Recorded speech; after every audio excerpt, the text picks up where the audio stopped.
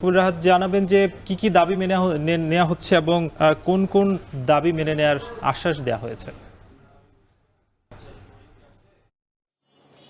Shakib, Islamic ফাউন্ডেশনের যারা মূলত মক্তব ভিত্তিক যারা শিক্ষক রয়েছে তারা আজকে সকাল 10টার দিকে এই পরিকল্পনা মন্ত্রণালয়ের সামনে এসে পরিকল্পনা মন্ত্রণালয় ঘেরাও দেয় এবং তারা কিন্তু আগারগাঁওয়ের যে সড়কটি রয়েছে সেই সড়কটিও তারা বন্ধ করে রাখে তাদের 5 দফা দাবিতে।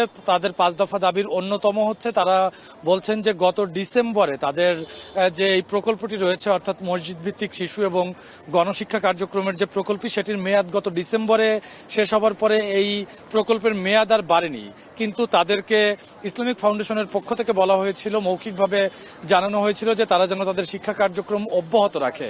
কিন্তু তারা তাদের এই শিক্ষা কার্যক্রম অব্যাহত রাখলেও তারা গত 5 মাসের বেতন পাননি। সেই বেতনের দাবিতে মূলত তারা আজকে এখানে এসেছেন এবং শুধুমাত্র সেই বেতনই নয়, একই সঙ্গে তারা চাকরি স্থায়ীকরণ এবং তাদের বেতন বৃদ্ধি অর্থাৎ 5,000 টাকা থেকে উন্নীত করে 15,000 টাকা তারা বেতন বৃদ্ধির দাবি করেছেন। এবং গত ঈদুল ফিতর এবং আসছে যে ঈদুল আজহা সেখানকার যে বোনাস রয়েছে সেই বোনাসের দাবিতেও কিন্তু তারা এখানে এসেছেন এবং তারা এসে এই পরিকল্পনা মন্ত্রণালয়ে তারা ঘেরাও দিয়ে রাখেন।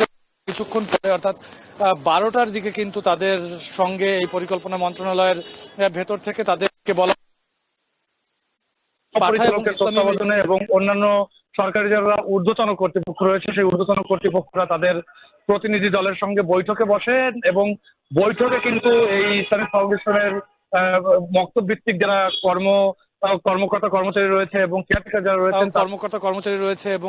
যারা রয়েছেন তাদেরকে মৌখিকভাবে আশ্বস্ত করা হয় যে তাদের যে 5 দফা দাবি রয়েছে সেই 5 দফা দাবি মেনে নেওয়া হবে। এবং তার পরিপ্রেক্ষিতে কিন্তু এরপরে এখানকার এই প্রকল্পের যিনি সভাপতি রয়েছেন তিনি আমাদেরকে মূলত জানিয়েছেন যে তারা আপাতত সাময়িকভাবে এই আন্দোলন স্থগিত করেছে। যদি 23 তারিখের মধ্যে, এই মাসের 23 তারিখের মধ্যে তাদের দাবি না মেনে নেওয়া হয় তাহলে কিন্তু তারা পরবর্তীতে আরো কঠোর আন্দোলনের হুঁশিয়ারি দিয়েছেন এখান থেকে।